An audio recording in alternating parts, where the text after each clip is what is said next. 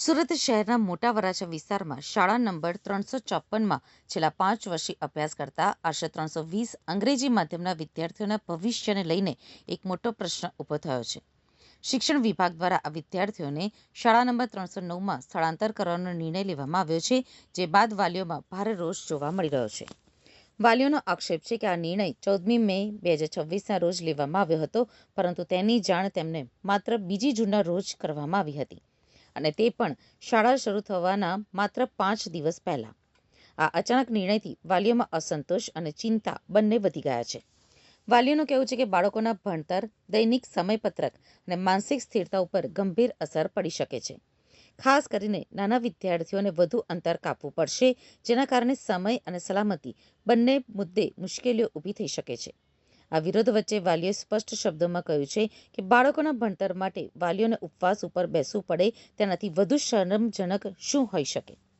વાલીઓના મુખ્ય આક્ષેપોમાં સૌથી મોટો મુદ્દો એ છે કે નિર્ણય લેવામાં પહેલા કોઈ પણ વાલી બેઠક બોલાવવામાં આવી નહોતી, તેમજ કોઈ જાહેર સુનાવણી પણ યોજાઈ નહોતી, તેમજ નવી શાળાની સુવિધાઓ અંગે પણ સ્પષ્ટતા આપવામાં આવી નથી, જેના કારણે વાલીઓમાં વધુ અનિશ્ચિતતા ફેલાઈ છે. મારું નામ કાછડિયા વિશ્વા રાજેશભાઈ છે. હું તાપી મૈયા પ્રાઇમરી સ્કૂલ નંબર 354માં ભણું છું. આટલા વર્ષથી અમે લોકો અહીંયા ભણીએ છીએ. આ વર્ષે આવું કર્યું છે કે ગુજરાતી મીડિયમ વાળા એમ કહે છે અમારી સ્કૂલની સંખ્યા વધી ગઈ છે, તો તમે લોકો 309ની સ્કૂલમાં જાઓ. અને એ સ્કૂલમાં જઈએ તો બાળકોને ભણવા માટે પણ ક્લાસ નથી, ક્લાસરૂમમાં રિનોવેશન પણ કરેલું નથી. આવા કાળા તડકાના, આવા કાળા તપેલા, આવા પતરાઓમાં બાળકોને બેસાડીને ભણવા માટે છે. તો એ લોકો એમ કહે છે કે ત્યાં જાઓ. આવો અન્યાય અમારી સાથે થઈ રહ્યો છે. આ છે આપણા ગુજરાતની આવી શાળાઓ. મારું નામ હિતેશ જાસોલિયા છે. આ વિરોધ છે 4 વર્ષ પહેલા તાપી મૈયા પ્રાથમિક શાળા નગરપાલિક શિક્ષણ સમિતિ સંચાલિત આ 354 નંબર અંગ્રેજી માધ્યમની શાળા ચાલુ કરવામાં આવી. ખૂબ સારા હેતુથી આ સરકારશ્રી દ્વારા અને સુરત મહાનગરપાલિકા દ્વારા ચાલુ કરવામાં આવી હતી, જેમાં 350થી વધારે બાળકો અંગ્રેજી માધ્યમમાં અહીંયા ભણતર લઈ રહ્યા છે. ત્યારે અચાનક આજે 2026 એટલે કે 5 વર્ષ પછી અચાનક બાળકોની સ્કૂલ ચાલુ થાય એ પહેલાં એમને મેસેજ આપવામાં આવે છે કે તમારે 354 નંબર જે અહીંયા ઠરાવ છે કે અંગ્રેજી માધ્યમની શાળા છે એમાંથી ચેન્જ કરી તમારે 309 નંબરની સ્કૂલમાં જવાનું. એટલે અહીંયાથી 1 કિલોમીટર દૂર સ્કૂલ છે.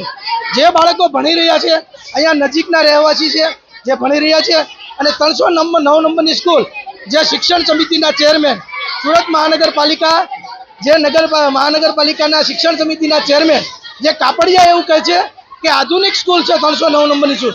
તો આપ જોઈ શકો છો જે 309 નંબરની સ્કૂલ આધુનિક કેવી છે, જેમને દરવાજા પણ નથી. આ બાળકોને ધરણા ઉપર બેસવું પડે છે. આ બાળકોને ધરણા ઉપર ત્યાં સુધી અમે સાથે છીએ જ્યાં સુધી તમે તમારો નિર્ણય ન ફેરવો. અને એજન્ડામાં સરકારી સ્કૂલ છે તો આ સ્કૂલમાં સરકારી એટલે કે એજન્ડામાં અંગ્રેજી માધ્યમ શાળા છે, તો આ સ્કૂલમાં અંગ્રેજી માધ્યમના શિક્ષકો જે ભણાવતા આ બાળકો ખૂબ પ્રોત્સાહન છે. આ સ્કૂલ મોનિટરિંગ એટલે કે ડિજિટલ પ્લેટફોર્મમાં છે.